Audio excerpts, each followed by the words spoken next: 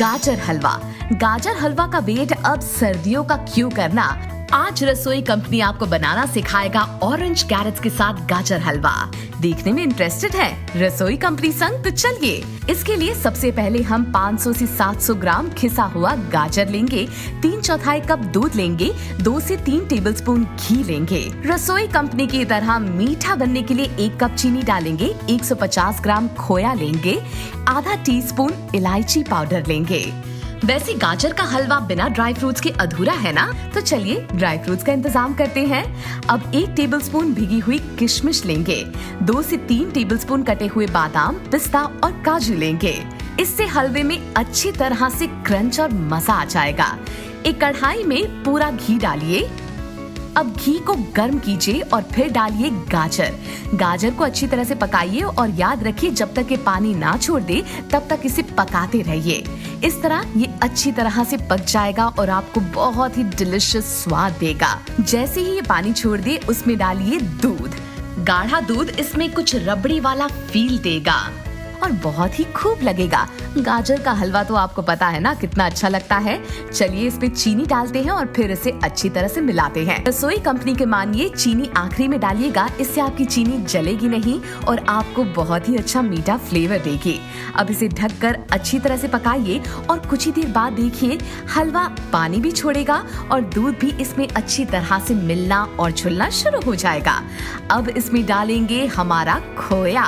खोया के साथ वो मिठाई वाला स्वाद आ जाएगा। दोस्तों मिठाई किसे नहीं पसंद है? रसोई कंपनी को तो सबसे ज्यादा पसंद है मिठाई।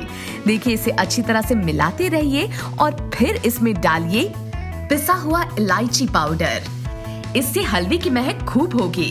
इसे डालने के बाद इसे फिर से अच्छी तरह से मिलाइए और फिर इसमें ड्राई फ्रूट्स डालिए। जितना मन करे उतना डाल सकते हैं दोस्तों। अब इसे फिर से अच्छे से मिलाइए ताकि ड्राई फ्रूट्स भी इसमें अच्छी तरह से मिल जाए और इससे आपकी डिश वाकई इंडियन मिठाई वालों को भी कॉम्प्लेक्स दे दे। दोस्तों अब कौन कहता है कि सिर्फ सर्दियों में गाजर का हलवा मिल सकता है? 1 cup of poha, 2 tablespoons of oil, 1 teaspoon of mustard seeds, 1 teaspoon cumin seeds, 5 to 6 curry leaves, 2 green chilies chopped, 1 medium onion chopped finely, 1 medium potato into small cubes boiled, handful of unsalted peanuts, 1 teaspoon of turmeric powder, juice of half a lemon, salt to taste, 1 teaspoon of sugar, some fresh coriander to garnish. First put the poha in a sieve and wash it thoroughly under running water for around 2 minutes and keep it aside to drain. Meanwhile, heat oil in a pan on a very low flame and add the mustard seeds. When they start crackling, add cumin seeds to it, followed by curry leaves and then green chilies. Fry them until all the spluttering stops and then add the onions.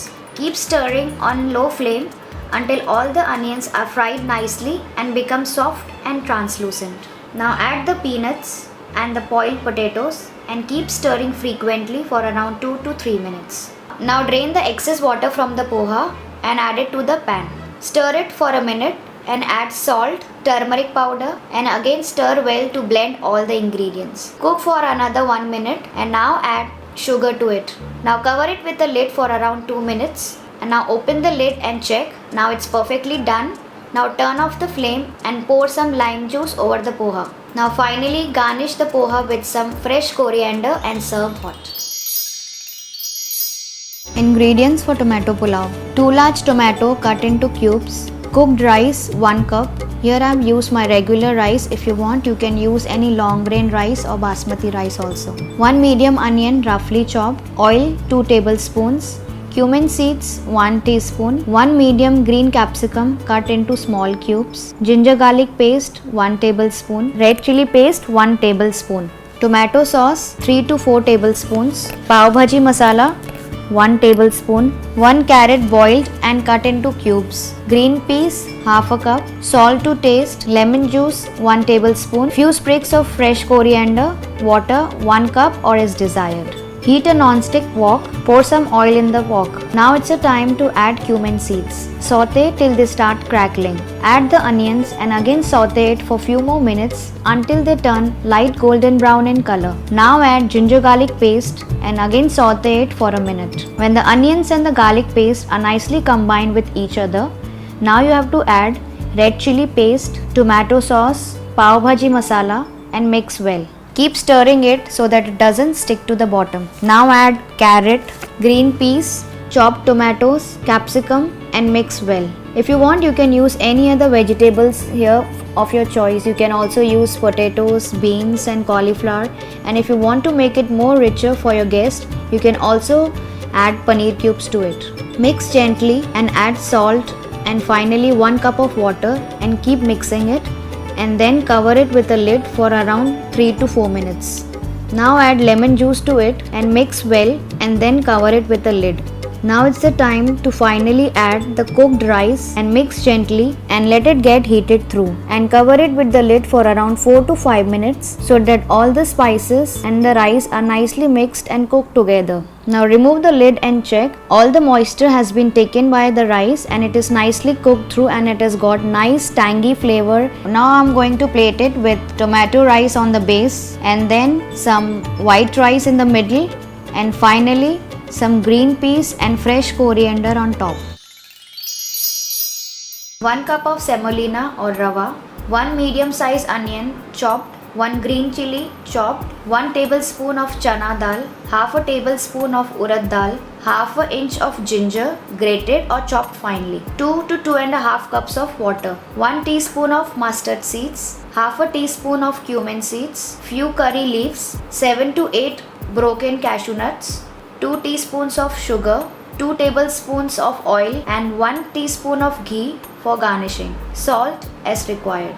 First boil 2 cups of water in a container and keep aside. Now in a pan, heat oil and add mustard seeds. When you hear the crackling sound of mustard seeds, it means they are getting fried, and now add the cumin seeds along with the chana dal and urad dal. Fry them until they start to brown a little. Now add cashews, and by the time cashews get brown, the dals would also get brown nicely. Once you see they are all nice brown in color, now add onions and fry them until they become transparent. Next up, add the green chilies, ginger and curry leaves and fry them for around a minute. Now add the semolina and saute it on very low flame for around 3 to 4 minutes until it is very nicely roasted and you get nice aroma of the semolina. And when you see it is nicely roasted, now add the pre-boiled water on the semolina and let it cook for around 4 to 5 minutes. Also add salt and sugar and keep stirring it so that no lumps are formed. The semolina will absorb most of the water and begin to cook. If the mixture looks very dry, add some more water to it. Reduce the flame and simmer the upma for 2 to 3 minutes. Keep stirring it so that no lumps are formed and doesn't stick to the bottom of the pan. Now when you see my upma is ready, now I'm going to sprinkle 1 teaspoon of ghee on top and finally garnish with some coriander and some slices of lemon. 8 to 10 slices of bread, white or brown in pieces, 1 tablespoon of oil, 1/4 teaspoon of black mustard seeds, 1/4 teaspoon of cumin seeds, 1/4 teaspoon of split Bengal gram that is chana dal, 1/4 teaspoon of split black gram that is urad dal, salt to taste, 6 to 8 curry leaves, half a cup of onion chopped, half a teaspoon of minced ginger, 2 green chilies chopped, half a teaspoon of turmeric powder, half a teaspoon of red chili powder, 1 big tomato chopped, 1 teaspoon of lime juice, some fresh coriander to garnish. Now in a wok, heat oil or ghee, then add the mustard seeds. When you hear the crackling sound of the mustard seeds, it means they are getting fried. Now add the cumin seeds along with the chana dal and the urad dal and fry them until they start to brown a little. Next, I am going to add the onions and fry till they become little transparent. Once that is done, now add the green chilies, ginger and curry leaves and fry them for a minute. Next, I am going to throw in my onions and stir it until little tender and mushy for around 2 minutes. Soon after that, add very little water to form a thick gravy-like consistency this way. Don't add too much of water, you can sprinkle very little water with your hands also. Now stir in the pieces of the bread and toss nicely and sprinkle salt, turmeric powder and red chili powder and mix well so that all the bread pieces are nicely coated with the masala. Do not overcook it as we don't want the bread pieces to be very soggy or stick at the bottom of the pan. If the mixture looks too much dry, then sprinkle some more water on the top and reduce the flame. Now add the lemon juice and coriander and mix well. Now it is done. Now serve hot and garnish it with some more coriander on top with wedges of lime.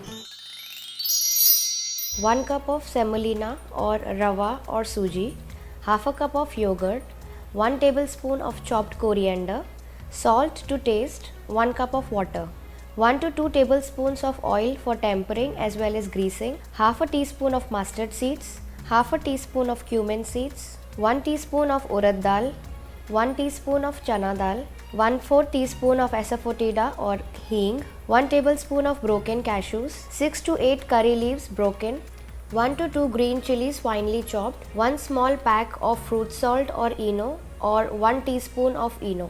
First combine the semolina with curd, coriander, salt and a cup of water in a bowl and mix well nicely.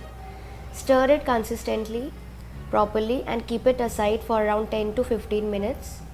Semolina will absorb most of the water while resting, so we can adjust water later again. Now heat some oil in a small non-stick vessel or container and add some mustard seeds to it. And when mustard seeds starts crackling, now is the time to add cumin seeds and stir well for a few seconds. Now add urad dal and chana dal and saute it for a minute till the dal becomes little brown and cooked. Now put asafoetida or hing and stir well. Now next we are going to add broken cashews, now curry leaves and green chilies finally and stir well for about 30 seconds. Now close the flame and let it rest for a minute. Now add this tempering to the semolina batter and mix well. If you want, you can add little more water to adjust the consistency however you want. Now we are going to grease the idli molds with the remaining oil and keep aside. We are going to grease all the molds with the help of oil. You can do it with a brush or with hand, whichever you want.